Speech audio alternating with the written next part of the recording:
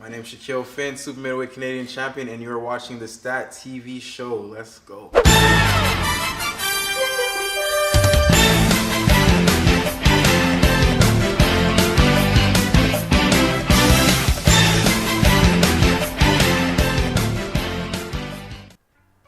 Shakeel Phinn, the Jamaican juggernaut. How are you, my man? Good, good. How you doing? I'm doing very good. How's life? Not bad, not bad. Just, living, boxing, the gym, everything's going well. Having fun, enjoying yourself. Yep.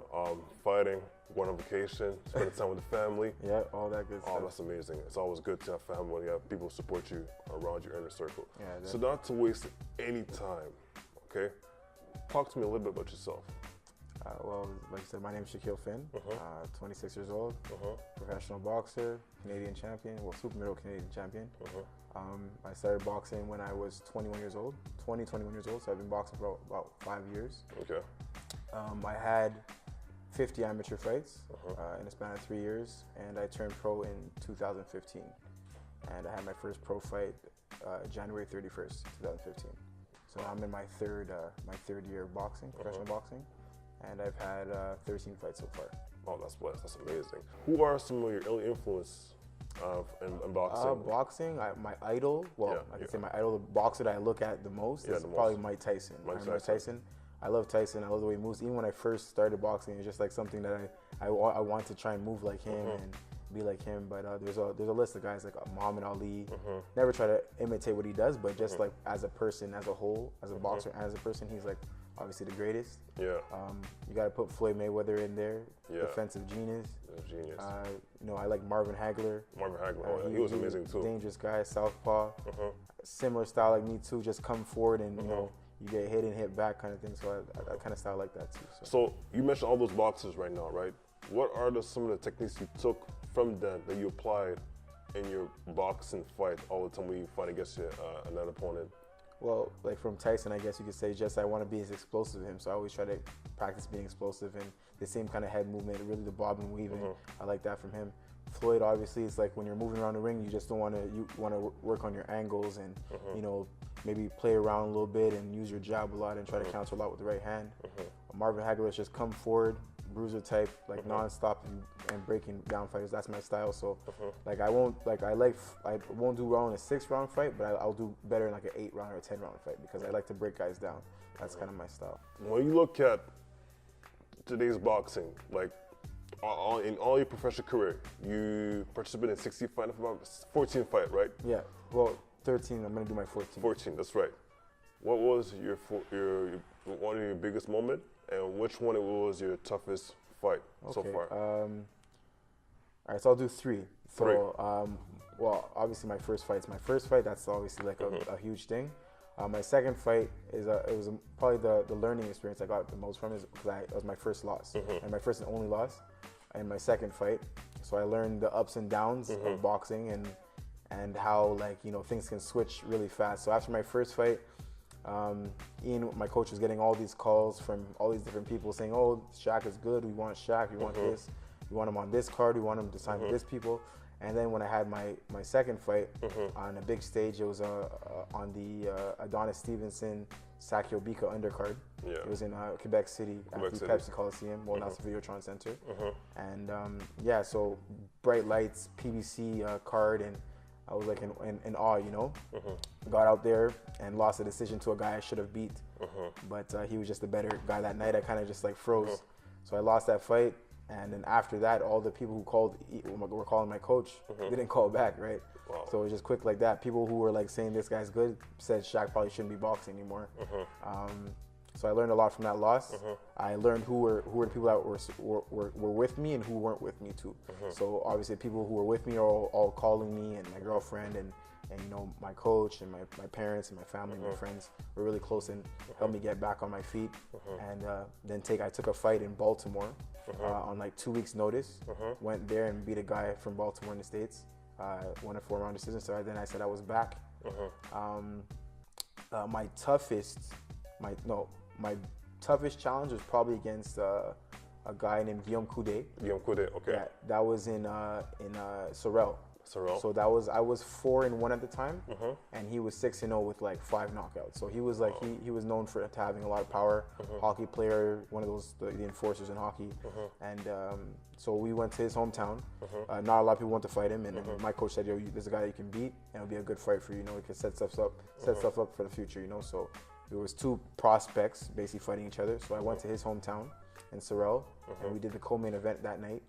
And when I came out, everybody was booing me. Wow. Yeah, everybody was booing me, and then he came out. It was like a roar of like just cheering and everything. So I came out, whatever. I'm used to the booing. I'm used to fighting, not fighting at home anyway. So we fight. I'm obviously down. The fight's pretty close, but I think I'm down in the first 4 rounds. The 5th round comes. It's a 6-round fight. 5th round comes, and at the end, like probably 10 seconds left, he drops me with an uppercut. I fall to my knees. It was the first time I've ever been down in my life. I get up and I was like, wow, I can't believe I got knocked down.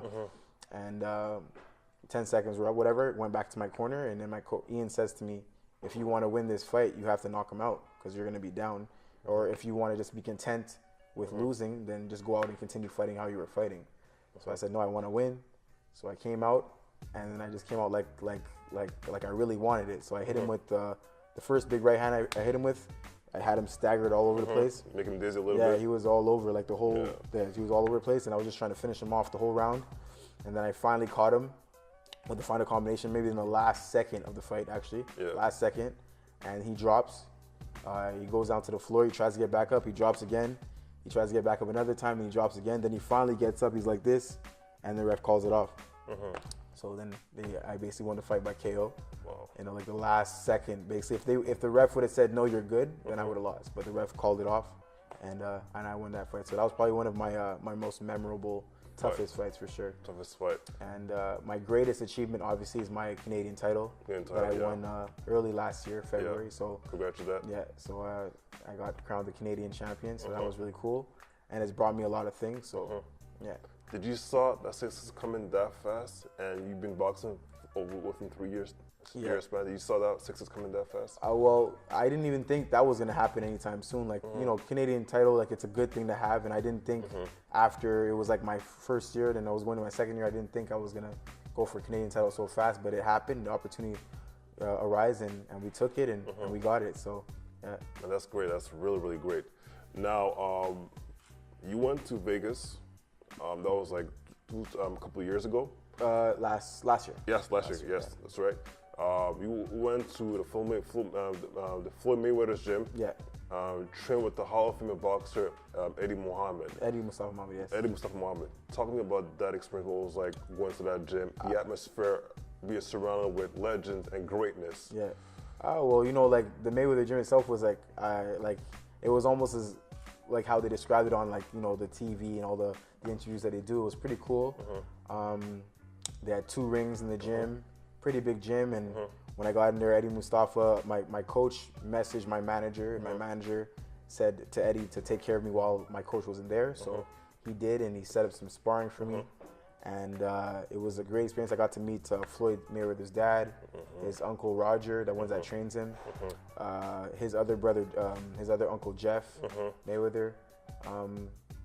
A couple other guys in there that were a lot of his family members, so it was pretty cool. I got to spar Jalen Love, which is one of his top guys at super middleweight, at my weight.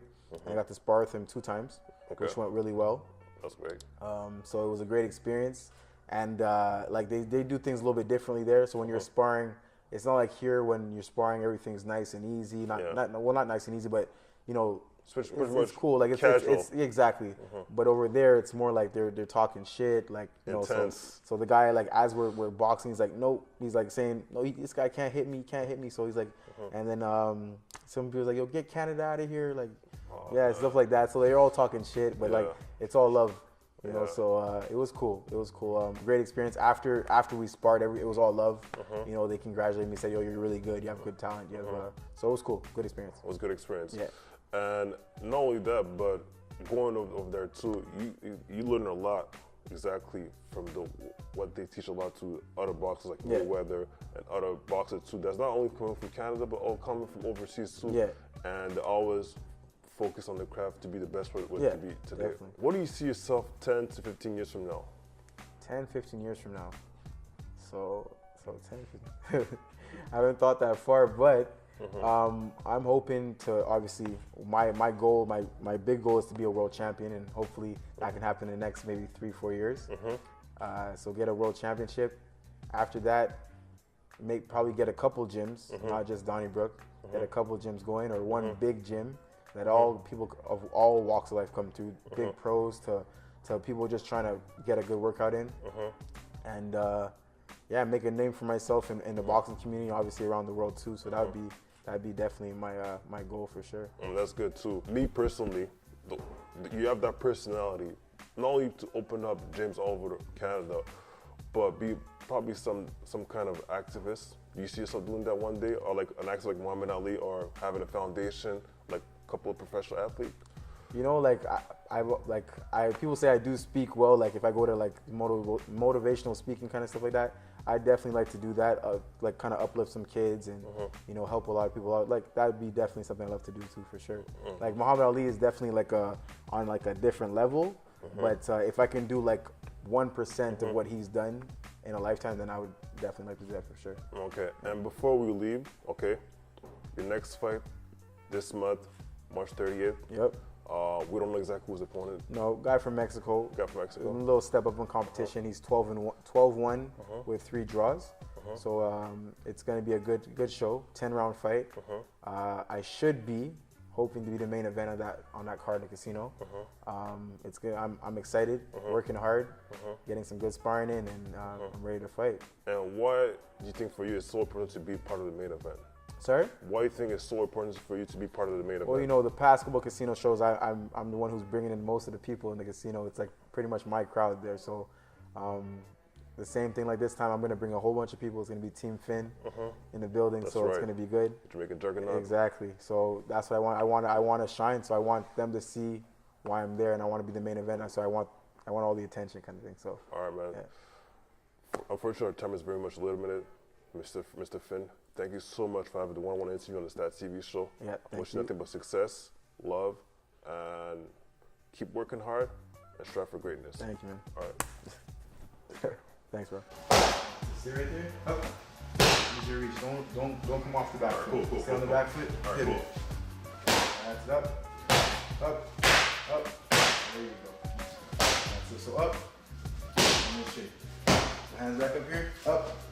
And shake. That's it. Jab. All right, cool. Up. Yeah. Up. Come on. Damn. All right. Oh my God. Woo! Damn, my conditioning. I think I'm gonna come on often over here.